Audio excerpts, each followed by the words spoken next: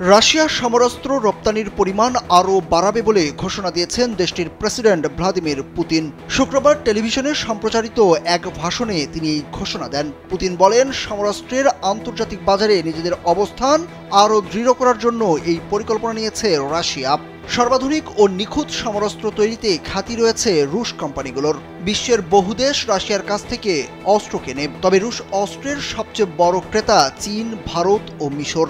শুক্রবারের ভাষণে পুতিন আরও বলেছেন, তাদের কাছে ক্রেতাদের বিপুল পরিমাণ অর্ডার জমে আছে।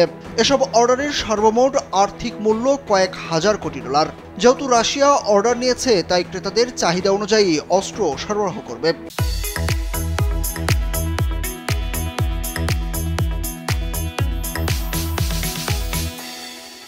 ফলে সামনের দিনগুলোতে মস্কো অস্ত্রের উৎপাদন ও রপ্তানি আরও বাড়াবে।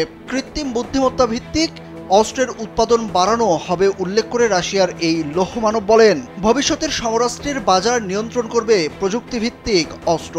সামনের দিনগুলোতে এই খাতে প্রতিযোগিতা আরও তীব্র হবে। রাশিয়া এই প্রতিযোগিতায় অংশ নিতে সম্পূর্ণ প্রস্তুত। ইউক্রেনের সঙ্গে চলমান যুদ্ধের মধ্যে পুতিন এই ঘোষণা পশ্চিমাদের নতুন করে দুশ্চিন্তায় ফেলবে বলে ধারণা করছেন বিশ্লেষকরা।